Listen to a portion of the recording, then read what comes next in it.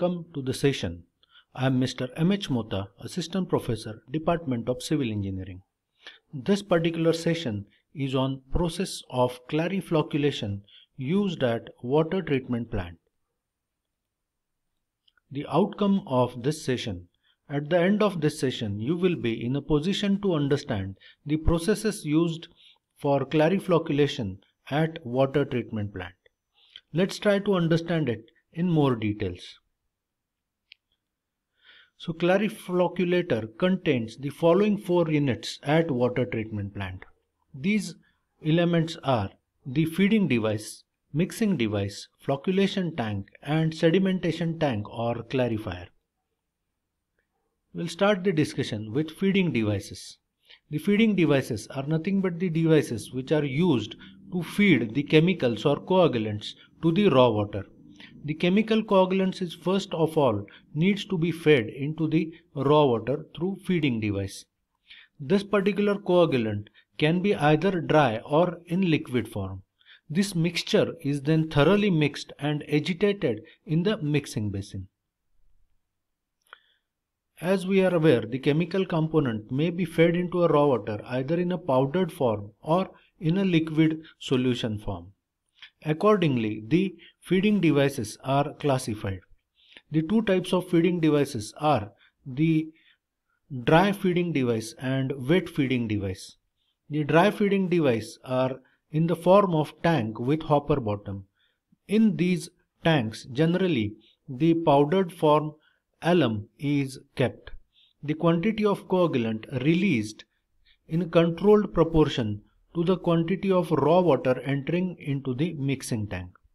While in wet feeding devices, the solution of required strength of coagulant is prepared and stored in a separate tank from where it is allowed to trickle down into the mixing tank through an outlet. This outlet is generally in the form of a certain pipe. This is a figure of the dry feeding devices. So in dry feeding devices, generally a cone-like or hopper-like tanks are used to store the dry coagulants. These coagulants are released in a controlled manner. To control its release, it can be either a TC motor or it can be a toothed wheel which is helping to release these coagulants which are in a powdered form to release in a raw water channel. This figure indicates the wet feeding devices. The wet feeding devices, as we have seen in previous slides, are the devices in which the coagulant in liquid form is kept. The coagulant in a liquid form is prepared in a different strength. Here one must able to understand the meaning of the strength of coagulant. Generally, the strength is kept as 5 to 10% and very rarely up to 20%. The meaning of strength means we are adding the amount of coagulant which is in a powdered or the dry state into a water into a required proportion. 5% means in a water we add the 5% of total weight of water, the total coagulant. So suppose we are trying to prepare the 100 liters of the coagulant using an alum. The weight of 100 liters of water will be obviously 100 kilograms. And if we are preparing a solution of 10% strength, it means that we are adding the total amount of alum, that of 10% of the weight of water. It means the 10 kilogram. And then a solution is made and that is released to mix into the raw water. That outlet is generally made in the form of a pipe where the controlled release of such liquid alum is expected. Next is mixing device. After addition of coagulant, the mixture is thoroughly and vigorously mixed so that the total amount get mixed and gets fully dispersed into the entire mass of water. There are 2 types of mixing basins. These mixing basins can be in the form of mixing basins with baffle walls, in which the different walls are constructed which are helpful for dispersing all the liquid alum or the powdered alum into the water, or mixing basins which are equipped with mechanical devices. The second is the most common type of mixing basins used in India. This is a figure of mixing basins with baffle walls.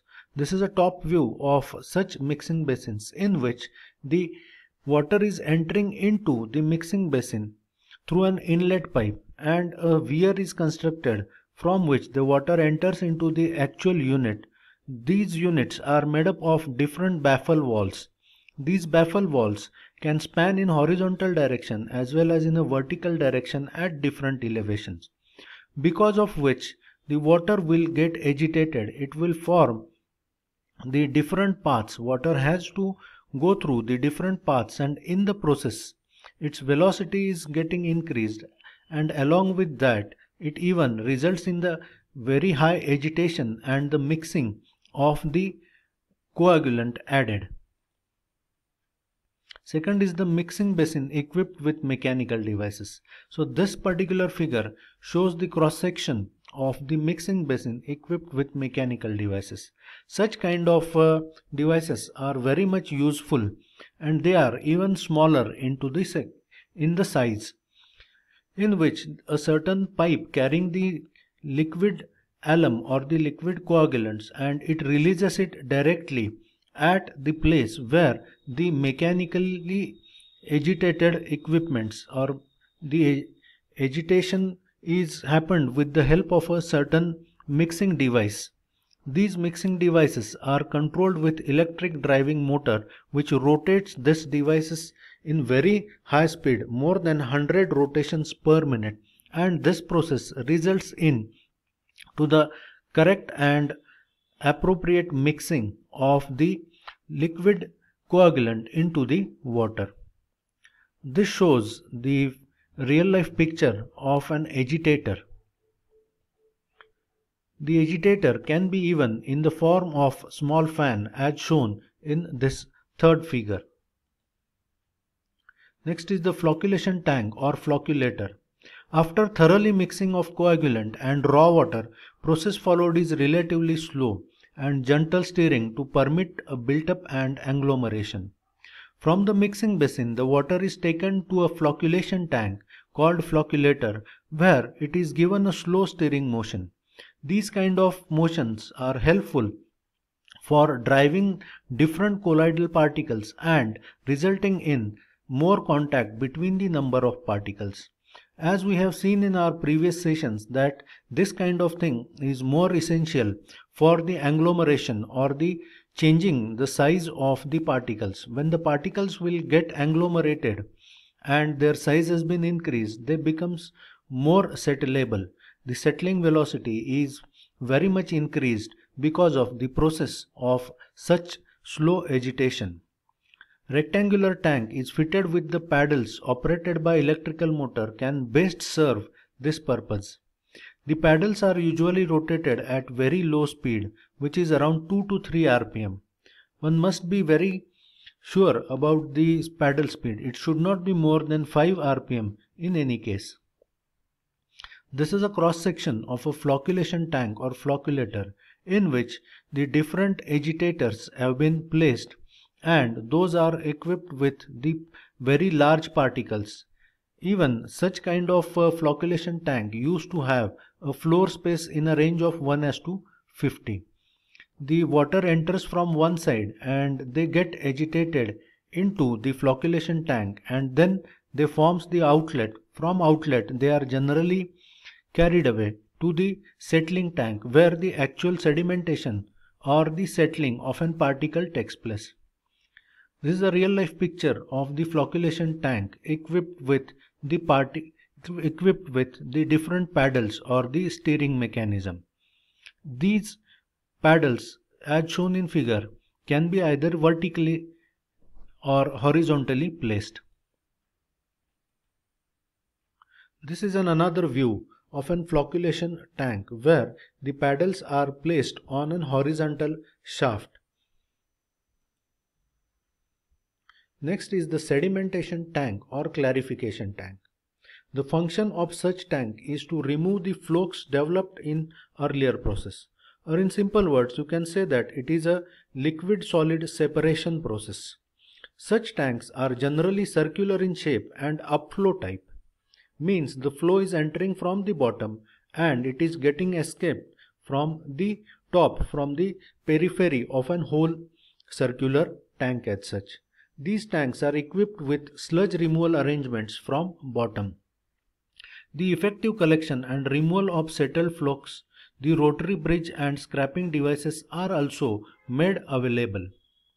The detention time of such tanks are generally kept lower than as in case of plain sedimentation tank. This is a type 2 sedimentation where the settling velocity is increased because of the change in the particle parameters like its size and shape. This is a cross section of a clarification tank where from bottom it enters into the tank and then it rises and getting escaped from its periphery. Sometimes the additional effluent collection units are also made available. This is a real life picture of the clarification tanks where the water is getting clarified. Along with that, there are collector bridges and the different collection channels have been installed. In the modern water treatment plants, the clariflocculator is a dominant unit used. It is a combination of the clarifier and flocculation zone, in which centrally the inlet is made and centrally another well is constructed in which the actual slow mixing or the agitation takes place. After that, water enters into the clarifying zone or sedimentation zone, which is constructed around the central well, and then it is getting collected and then carried away for the next unit process, which is filtration.